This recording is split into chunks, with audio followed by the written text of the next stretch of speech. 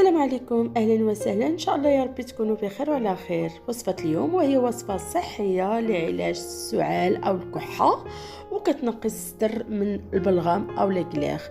هاد الوصفه هذه او المشروب طبيعي 100%، كيصلح للصغار والكبار، وكيبقى مده طويله. يعني الا درتو في واحد المكان مظلم، يعني مكان اللي ما كيوصلوش النور او الضوء.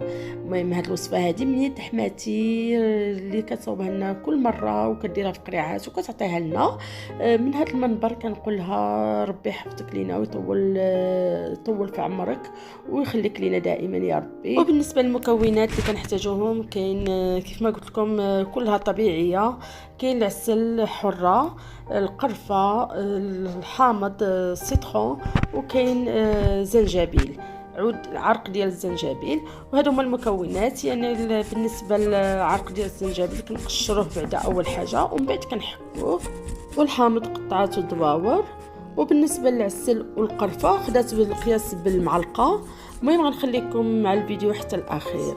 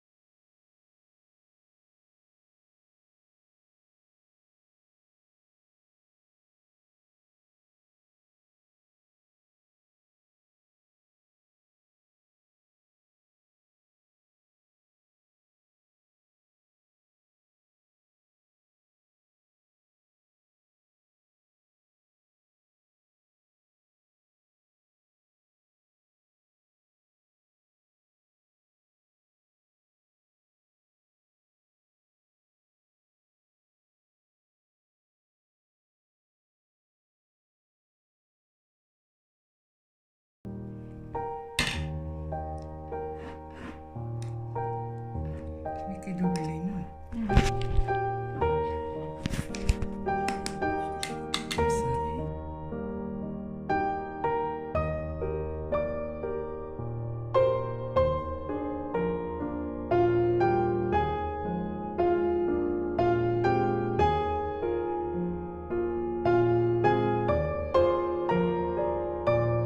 السيرو الاولاني هو هذا، وهذا هو الثاني اللي صيفطات لي. المهم هانتوما نوريكم كدير.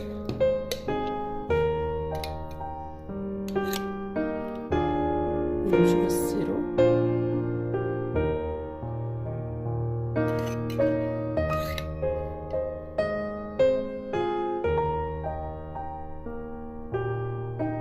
المذاق ديالو زوين بزاف، ما حلوش بزاف نهائيا، مع القرفه والحامض والجنجومر كيعطي واحد المذاق زوين بزاف. ولدي بعدا ما نعاودش لكم كيحمق عليه، يعني كل ساعه كيقول لك ما بغيت الدواء، واخا ما فيش السو عليه كيقول لك فيا بغيت الدواء.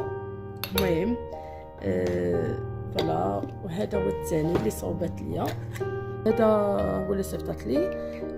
بالنسبه هذا ما خصكمش تشربوه في هذاك النهار بالذات، يعني خليوه واحد يومين. على هادشي كنقول لكم احسن تكونوا مصوبين قبل، ينفع كتحسوا بهذيك الحراره ديال الحلق ديالكم ولا بدا يضربكم البرد يعني تشربوه. المهم هذا غزال، المذاق ديالو زوين كيف ما قلت لكم. فوالا، كنتمنى الشفاء للجميع ونتمنوا ان نبارطاجيو هذا الفيديو هذا الماكسيموم باش تعمل فائده. وما تنساوش اللايك واشتراك القناه ديالي، وشكرا لكم على المشاهده. مع السلامه.